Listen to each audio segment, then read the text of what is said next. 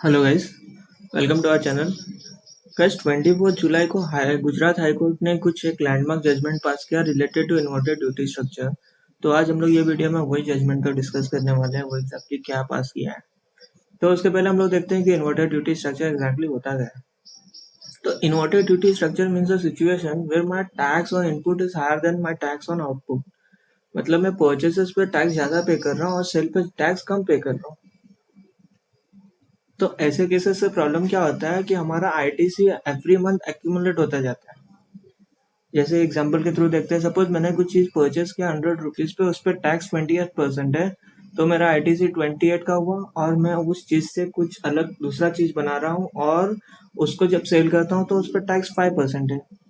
तो सपोज मैंने 200 रुपए से 100 रुपए का कुछ परचेस किया और कुछ उससे बनाया जो 200 में बेचा, लेकिन 200 को 5% पे सेल किया तो मेरा 10 रुपीज का आउटपुट टैक्स निकला और मेरा जो परचेस किया था 100 रुपए का उस पर 28% टैक्स था, तो 28 रुपीज पे किया था। तो अभी मेरा नेट पेबल कितना आया? कुछ भी नहीं आया, उल्टा मेरा आईटीसी एक्यूमुलेट हुआ 18 रुपीज का। तो ऐसा एवरी मंथ होता जाएगा क्योंकि मेरा बिजनेस का पैटर्न ही यही है। तो गवर्नमेंट बोलता है कि ऐसे अनयूटिलाइज इनपुट टैक्स क्रेडिट का रिफंड देगा हम लोग। कब देगा? Only in this two cases. एक तो जीरो रेटेड के केस में यानी कि एक्सपोर्ट के केस में, और दूसरा ये इन्वर्टेड के केस में। तो इन्वर्टेड के केस में रिफंड मिल जाता है हमको, यहाँ पे कुछ प्रॉब्लम नहीं है। तो ये हमारा बेसिक इंट्रोडक्शन है इन्वर्टेड ड्यूटी स्ट्रक्चर का। तो हमारे ये वीकेसी food steps India private limited है। इनका बैकग्राउंड देखते हैं पहले क्या है। वीकेसी Foodstep Private Limited is engaged in the business of manufacture and supply of footwear which attracts GST rate of 5%। यानी कि ये फुटवेयर बनाते हैं जिसपे जीएसटी 5% लगता है और वो ये सब चीजें परचेस करते हैं जिसका रेट है 12% और 18%। तो इनका भी सेम प्रॉब्लम होता है, एवरी मंथ आईटीसी एक्यूमुलेट होता जाता है। तो इन्होंने जीएसटी का रिफंड फाइल किया, आईटीसी आरएफटी 01 फाइल किया। अब प्रॉब्लम क्या हुआ, गवर्नमेंट ने नोटिफिकेशन नंबर 2021 ला के कुछ इन्वर्टेड ड्यूटी स्ट्रक्चर का जो फॉर्मूला है रिफंड कैसे मिलेगा उसमें कुछ अमेंडमेंट किया। तो वो अमेंडमेंट क्या है? गवर्नमेंट बोलता है जो मैक्सिमम रिफंड कितना मिलेगा, turnover of inverted rate of supply of goods और services into net ITC divide by adjusted total turnover. मतलब मेरा एडजस्टेड टोटल टर्नओवर का इन्वर्टेड का जो भी सप्लाई है उसका परसेंटेज निकालो, उसको नेट आईटी से डिवाइड मल्टीप्लाई कर दो, उतना उतना रिफंड आपको मिल जाएगा। और माइनस जो भी टैक्स मैंने इन्वर्टेड वाला गुड्स है उस पर जितना टैक्स पे किया उतना मेरे को माइनस करना पड़ेगा। तो यहाँ तक तो ठीक है, लेकिन वो बोल रहा है नेट आईटीसी मेरे को क्या लेना है। Net ITC sale means input tax credit availed on input during the relevant period. मतलब मेरे को खाली इनपुट लेना है, इनपुट सर्विसेज नहीं लेना है। तो इससे प्रॉब्लम क्या हो रहा है, वीकेसी को खाली इनपुट किसका मिलेगा, गुड्स का, सर्विसेज का नहीं मिलेगा रिफंड। तो उसने 89(5) का जो ये अमेंडमेंट है उसको चैलेंज किया हाई कोर्ट में। तो उसका आर्ग्यूमेंट क्या है वो हम लोग देखते हैं। वीकेसी आर्ग्यू कर रहा है कि आपका फंडामेंटल क्या है जीएसटी का। फंडामेंटल प्रिंसिपल जीएसटी का क्या है, GST is multi stage tax. GST consumption tax है, जीएसटी जो कि एडिशन जो भी मेरा एवरी स्टेज पे जितना एडिशन होगा उस पर मेरे को जीएसटी पे करना है एडिशन वैल्यू पे, और जितना मैंने पीछे आईटीसी पे किया उसका क्रेडिट मिल जाएगा।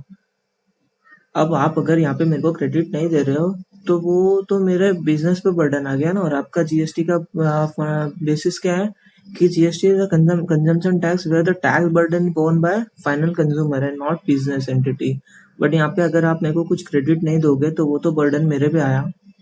तो ये एक आर्ग्यूमेंट है उनका।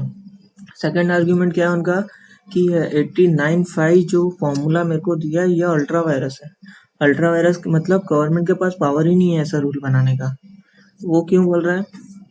वो बोल रहा है कि ये मेरा सीजीएसटी एक्ट का स्क्रीनशॉट है। तो सीजीएसटी एक्ट 54(3) में मेरे को ऑलरेडी बोल दिया है, रजिस्टर्ड पर्सन में claim refund of any unutilised input tax credit at the end of any tax period. वो क्या बोला है, किस चीज का क्लेम में? Claim refund of any unutilised input tax credit. और any unutilised input tax credit मतलब क्या हुआ? इनपुट टैक्स क्रेडिट का डेफिनेशन हम लोग देखते हैं तो input tax credit means the credit of input tax.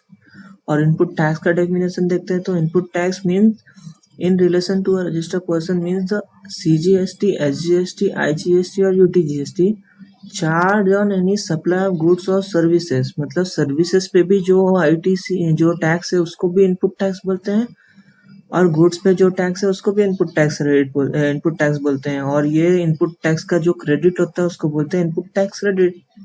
और मेरे को 54(3) में बोला है कि पूरा का पूरा क्रेडिट मिलेगा अनयूटिलाइज इनपुट टैक्स क्रेडिट।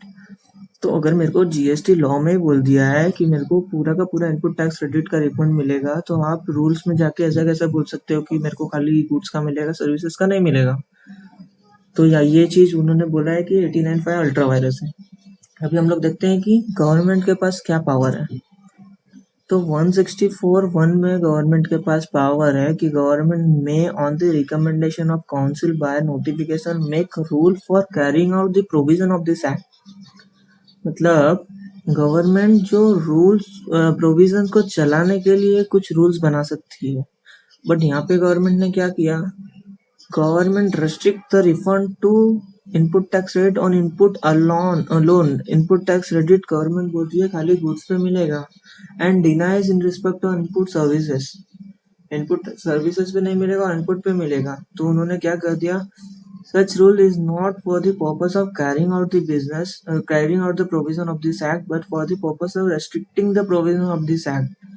अब ये रूल बनाने का पर्पस क्या दिख रहा है इससे हमको, कि भाई रूल प्रोविजन को चला नहीं रहा है, उल्टा प्रोविजन को कट शॉर्ट कर रहा है, कुछ उसमें चेंजेस कर रहा है, तो वो तो गवर्नमेंट के अलाउड नहीं है ना करने का। तो बस हाईकोर्ट ने भी यही जजमेंट पास किया है कि ये अल्ट्रा वायरस है और रिफंड सर्विसेज का भी मिलेगा। तो हाईकोर्ट का जजमेंट बस इतना था कि सर्विसेज का भी रिफंड देना चाहिए। तो अब हमको क्या करना है, हम लोग अगर रिफंड फाइल करें तो सर्विसेज का रिफंड क्लेम करना है कि नहीं करना है। तो देखो, अगर आप गुजरात के लोकेशन पे हो तब तो आपको डेफिनेटली करना है और आपको रिफंड मिल भी जाएगा, कुछ इशू नहीं है।